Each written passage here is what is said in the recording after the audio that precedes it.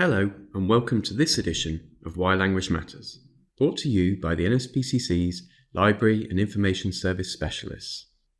Today we are talking about how using terms like recruited and working minimises children's experiences of criminal exploitation, and how changes professionals make to their language can help children feel more comfortable talking about their experiences and can better describe the safeguarding concerns the child is experiencing.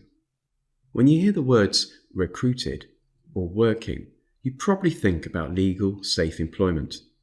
However, these terms are used by those who groom and coerce children and young people into criminal activity, such as moving money and drugs. When these terms are also used by the wider public and by safeguarding professionals, it can reinforce this idea of working and legitimise the child criminal exploitation. Terms like recruited and working also mask the harm caused by child criminal exploitation. They imply that the child or young person is responsible for and in control of the situation they are in. These perceptions can then prevent children and young people from receiving the protection, help and support they need.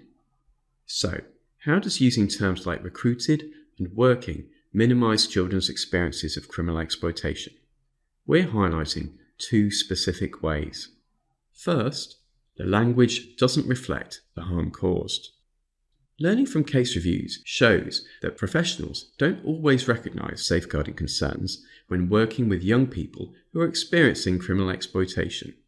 In some cases, this was exacerbated by the language professionals used to discuss and record information about young people's lives. Those seeking to exploit children often do so through a process of grooming. This involves perpetrators gaining a child or young person's trust in order to control and force them to take part in criminal activity. This can happen in person and online, including through professional adverts designed to appeal to young people on social media platforms. Children and young people are also sometimes coerced into encouraging their friends or peers to take part in criminal activity. This process of grooming is sometimes called being recruited. However, the term recruited fails to reflect the premeditated manipulation involved. It also masks the power and control that perpetrators seek to exert over children and young people. Not all children experiencing child criminal exploitation are groomed, and some children experience being trafficked or forced into modern slavery. Children experiencing child criminal exploitation are often described as working. However, in reality, children and young people are forced to undertake activity that is criminal. Children involved in criminal activity are at risk of, and potentially experience, abuse and other harms. These include being made to sleep in residences taken over for drug distribution, being threatened with or actually experiencing violence, being at risk of arrest, and having the safety of friends and family threatened. Second, the language reinforces the idea that the child or young person has chosen to be involved in criminal activity. Terms like working focus solely on the actions of the young person, suggesting that they are freely choosing to be involved in criminal activity. They adultify the child, feeding into the perception of them as streetwise and grown up, rather than as a child who needs a safeguarding response. Working and similar language fails to reflect the manipulation, pressure and coercion used by perpetrators of child criminal exploitation. For example, some children who have been exploited experience high levels of threat and blackmail.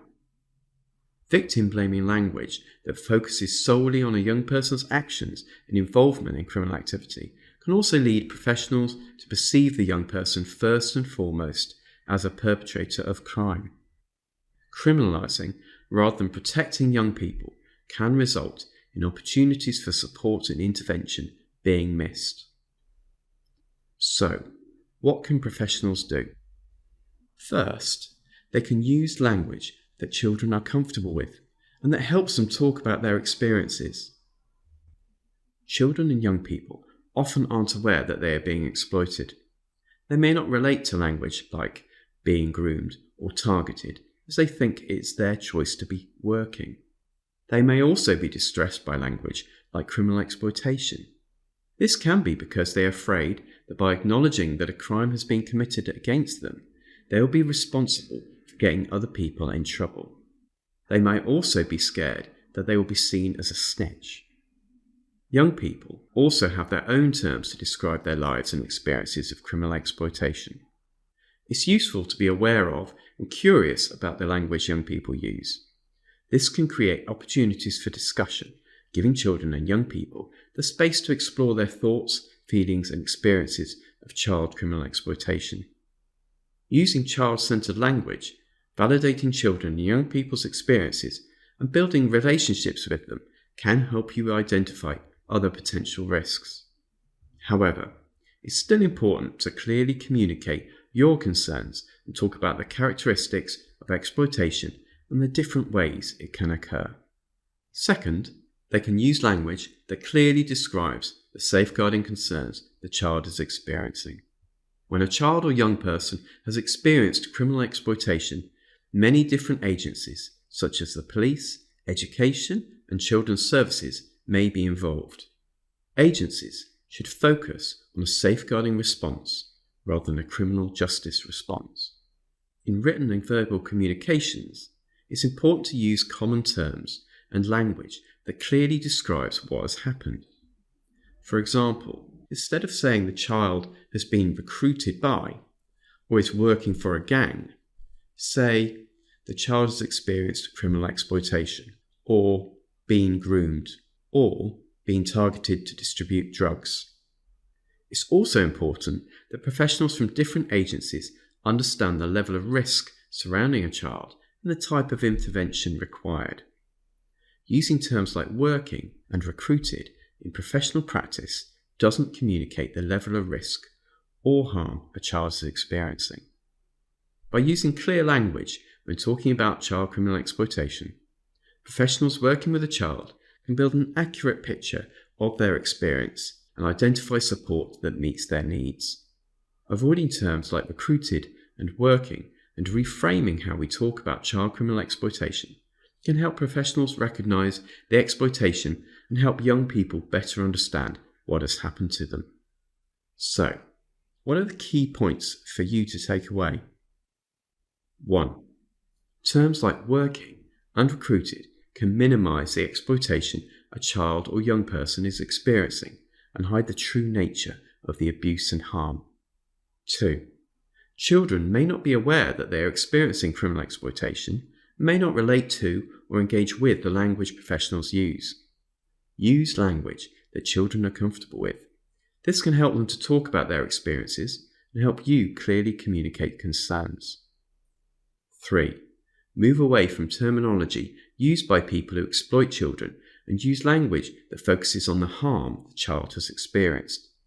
This can help everyone working with the child discuss and identify the right level of support needed.